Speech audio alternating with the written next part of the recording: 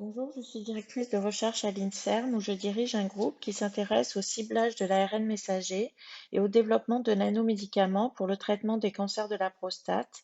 Mais ces nanomédicaments sont également testés dans d'autres pathologies comme les maladies génétiques et récemment le Covid. Depuis la pandémie, cette thématique est en plein essor et aujourd'hui, je vais vous parler de l'aventure scientifique des vaccins ARN messagers.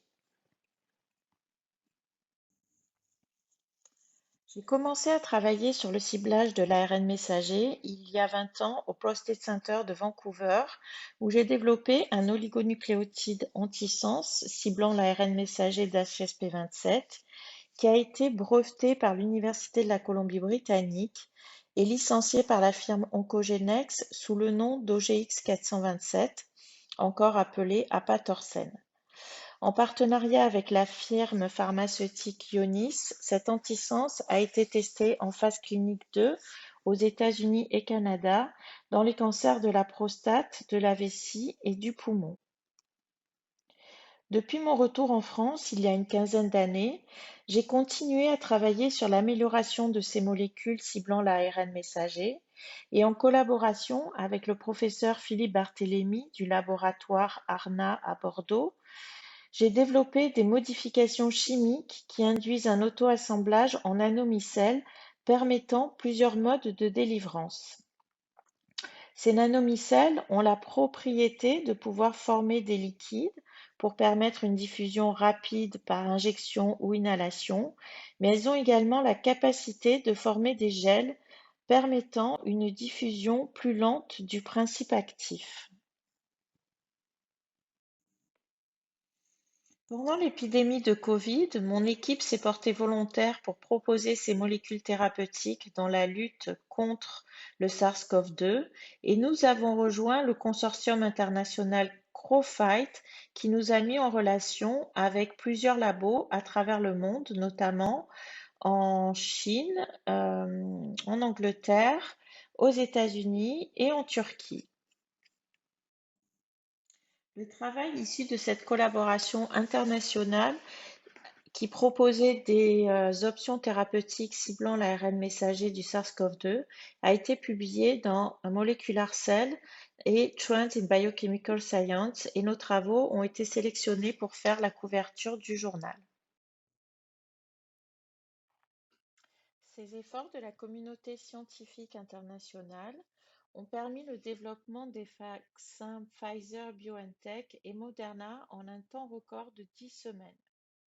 Ces vaccins reposent sur l'encapsulation de la l'ARN messager de la protéine Spike dans des nanoparticules lipidiques et cette protéine Spike de l'enveloppe du SARS-CoV-2 va être capable d'interagir avec le récepteur ACE2 présent à la surface des cellules de l'hôte.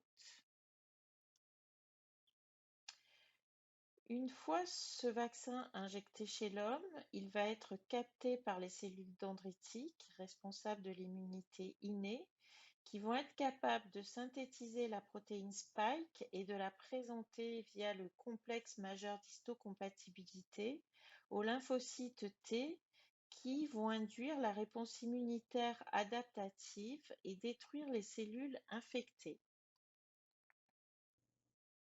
Le mode d'action des vaccins ARN messagers repose principalement sur les cellules dendritiques qui vont recevoir l'ARN messager encapsulé et migrer vers les ganglions lymphatiques qui sont riches en lymphocytes.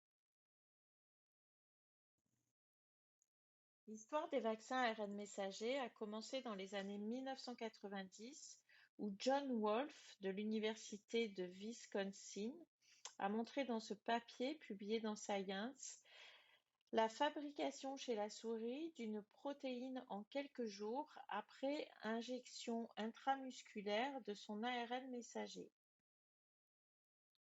Cet ARN messager vaccinal se compose de 4 parties: la séquence codante en vert de l'antigène à exprimer, les séquences UTR de part et d'autre de la séquence codante qui régule l'efficacité de la traduction, la coiffe en 5' qui permet l'accès au ribosome et à la machinerie de traduction, la queue Polia située en 3' qui augmente la stabilité de l'ARN messager. Cet ARN provient de la transcription in vitro d'un ADN circulaire qui a été préalablement linéarisé et la réaction a lieu dans un système acellulaire en présence d'ARN polymérase et de nucléotides. La coiffe et la queue Polia sont ensuite rajoutées par voie enzymatique. Les travaux pionniers ont été réalisés sur la grippe et le cancer. En 1994, l'équipe de Peter Lillström du Karolinska Institutet en Suède a montré que l'injection intramusculaire de virus de la grippe induisait une réponse immunitaire chez la souris. 5 ans plus tard, l'équipe de Nicolas Restifo publiait dans la revue Nature Medicine que l'injection intramusculaire de l'ARN messager de la bêta-galactosidase induisait une réponse en anticorps et protégeait les souris de l'injection de cellules du côlon exprimant la bêta-galactosidase. Cependant, la limite de l'utilisation de ces vaccins ARN messagers venait de leur puissant effet immunogène, leur purification, leur faible stabilité et leur fabrication en grande quantité ainsi que leur délivrance faible dans les cellules.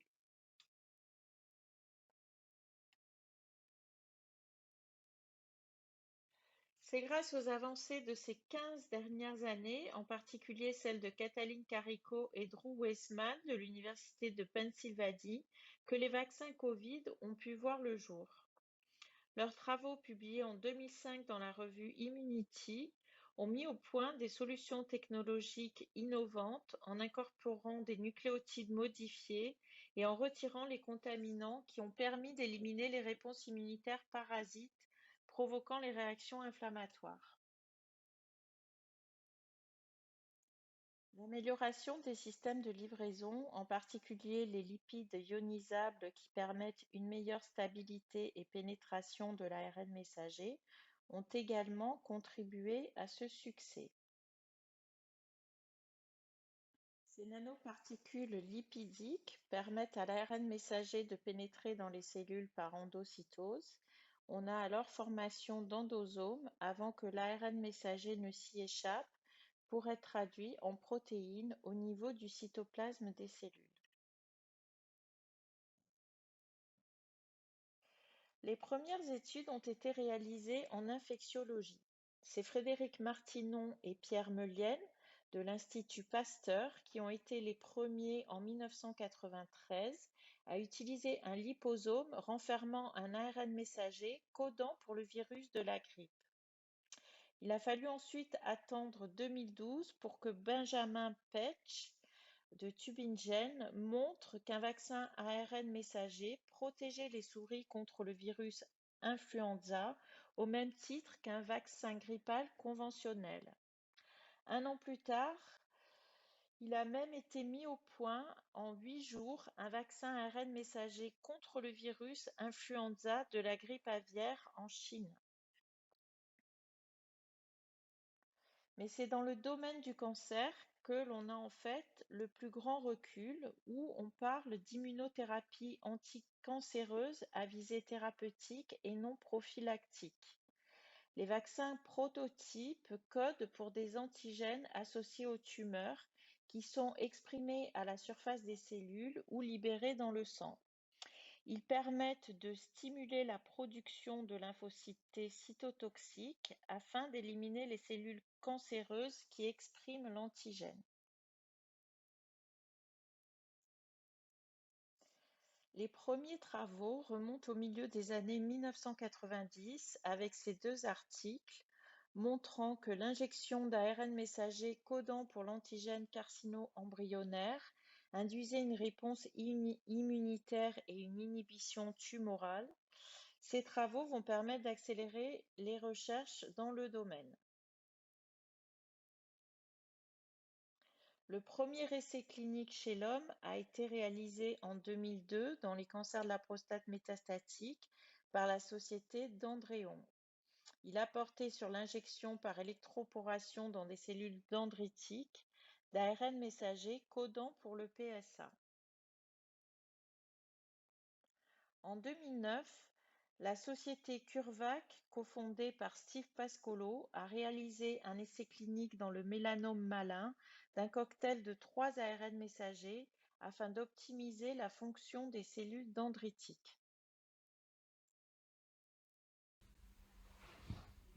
Les premiers résultats encourageants chez l'homme, publiés dans la revue Nature, datent de 2017. Cet essai clinique a été réalisé par la société BioNTech qui a développé le Pentatope, une plateforme d'ARN messager codant pour les antigènes tumoraux les plus fréquemment rencontrés. Les premiers essais cliniques de vaccins encapsulés dans des liposomes ont été réalisés également par la société BioNTech en 2020.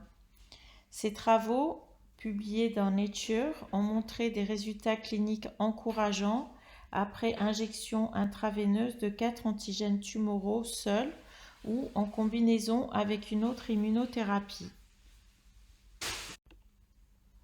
Ces vaccins ARN messagers vont permettre, par leur spécificité et rapidité de fabrication, d'améliorer la prise en charge personnalisée des cancers.